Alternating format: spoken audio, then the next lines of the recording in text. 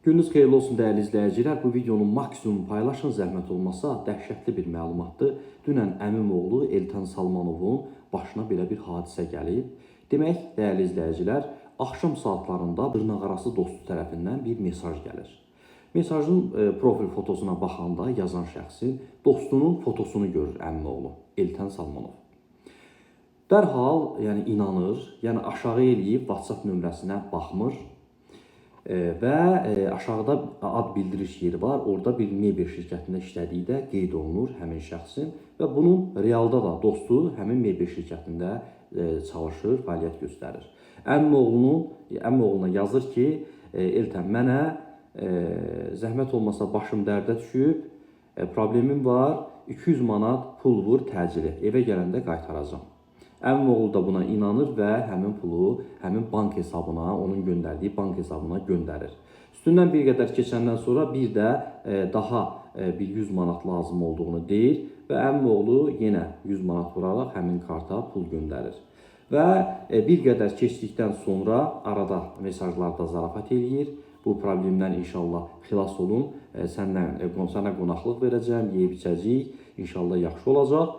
Və növbəti dəfə daha 300 manat pul əmim oğlundan xahiş edir ki, göndər və bunu da mən də sənə ödəyəcəm.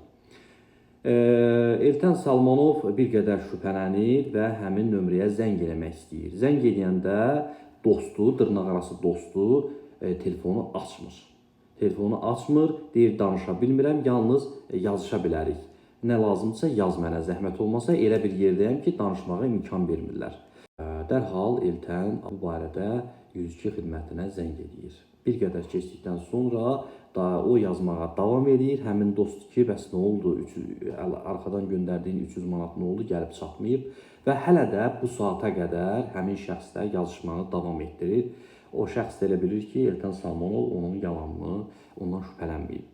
Və belə dəyərli izləyicilər, bu barədə məlumat verilib 102-yə və bugün təxminən 10 dəqiqə əvvəl əmim oğlu mənə yığdı, dedi ki, məğrur, həmin şəxs profilini dəyişərək mənim fotomu öz profilinə qoyub, bu dəfə dostunun fotosunu götürüb, mənim fotomu qoyub, yəni Eltanın fotosunu qoyub və həmin Eltanın ətrafında olan dostlarına zəng edərək, mesaj yazaraq daha doğrusu onlardan pul istəyir. Bu dəfə Eltan Salmanovun fotosunu profilinə qoyur dələduz.